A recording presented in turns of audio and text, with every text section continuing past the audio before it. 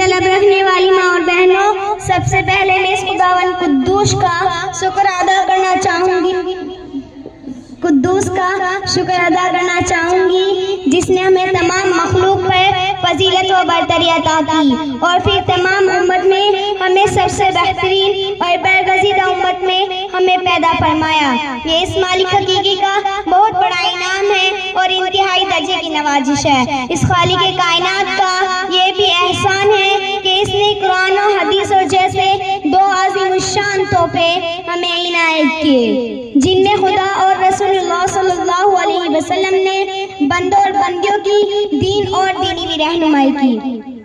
کتاب اللہ، سنت اور رسول اللہ صلی اللہ علیہ وسلم نے حقوق اللہ اور حقوق العباد کو بھی بیان کیا، جن کی رعایت کر کر انسان دین اور دینی بھی دونوں حیثیت سے کامیاب و کامران ہوتے ہیں۔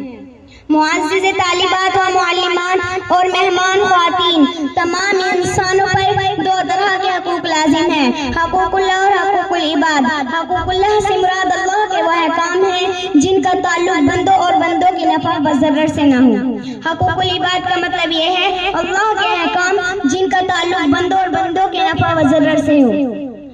حقوق اللہ کے سلسلے میں اگر بندہ یا بندی سے کوتاہی ہو جائے تو وہ اپنی اس کوتاہی پر بارگاہ الہی میں ندامت کے آنسو بہائے تو خدا بے نیاز اس کو معاف کر دیتا ہے۔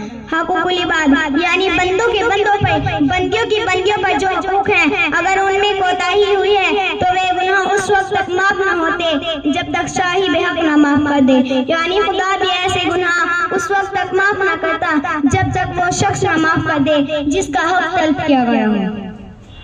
آج ہماری عورتوں کا عجیب حال ہے کہ وہ نہ حقوق اللہ کی رعایت کرتی ہے اور نہ حقوق العباد کی۔ حقوق العباد اور حقوق العباد کوتاہی میں نہایت دیندار کہلانے جانے والی عورتیں بھی شامل ہیں۔ معاشرے میں فساد آ گیا ہے، ماحول خراب ہو گیا ہے، نسل پیدا ہو رہی ہے، اس لیے ہمارے اندر دینداری نہیں ہے، شریعت کا پاس نہیں ہے، حقوق اللہ کی رعایت نہیں ہے، حقوق العباد میں کوتاہی ہے، ساس بہو کا حق مارنے کی کوشش کرتی ہے، بہو ساس پر غالب رہنا چاہتی ہے۔